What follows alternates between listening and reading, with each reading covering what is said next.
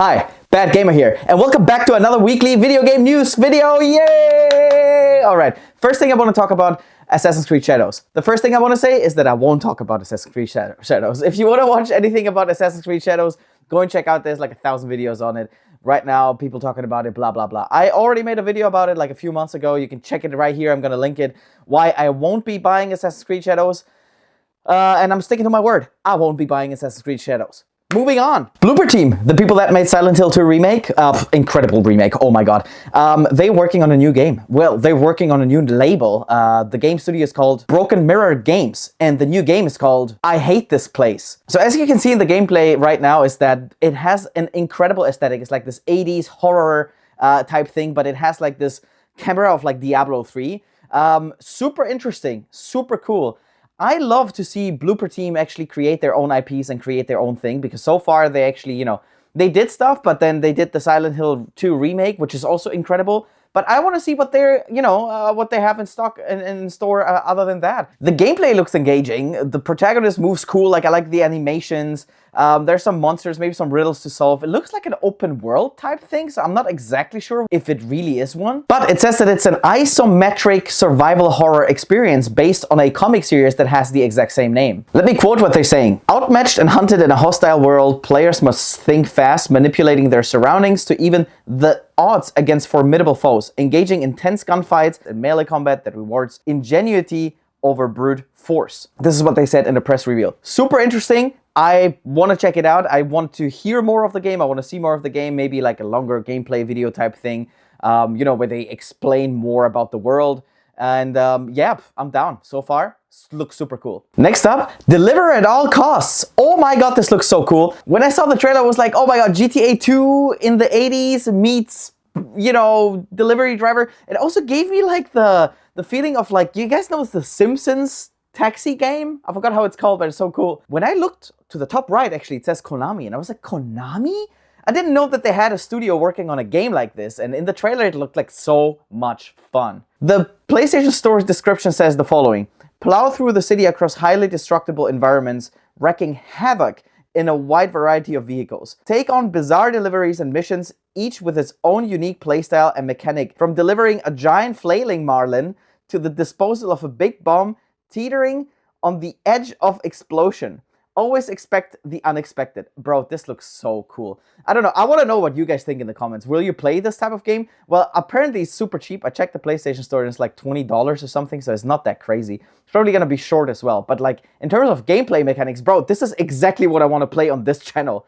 It looks like so much fun. And there's a story to it too. In the trailer, it looked like, you know, there's like real characters to it. So it's not just about like, you know, driving around. You can also walk around, which is super cool. Like literally GTA 2 or GTA 1, you know, where you have like this top-down view and you just like do chaos, but in just much better graphics. So yeah, I'm really excited for this one, and I can't wait to actually play it. Let me know in the comments down below.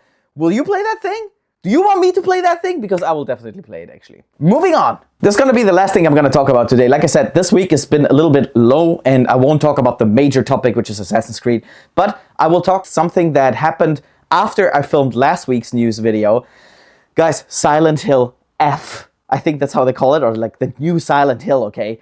Bro, this looks so good. Actually, we saw a teaser, I think years ago. I don't remember how long ago. We saw a teaser where they teased a Japanese setting. You guys remember that? With like a woman that, you know, grows flowers out of her head. And now we got an actual announcement trailer without actually the date announcement. But boy, oh boy, this game looks incredible. I love the fact that they decided to actually go into a Japanese setting, you know, and make it Japanese horror. Because in Silent Hill, we always saw Western horrors. We had some, you know, place on religion and stuff like that. Now, we actually have a completely different setting to the motherland of Silent Hill, where we play the schoolgirl and, you know, we have to navigate through like an old town in Japan. And I think it plays in the 50s era of Japan, which is incredible. It's probably the best era to make a, you know, horror game out of it. And I have some things that I like about it and some things that I don't like about it so far. I mean, obviously, it looks nice, it looks crisp, you know, and the setting is incredible. but I don't know about the main character. So she really seems like someone who has a lot of potential to grow, but at the same time, I personally don't want to play like a whiny, like, no, don't hit me and I need to run away type of thing. Towards the end of the trailer, we see that there's like a development in the character, and she's like, going mad.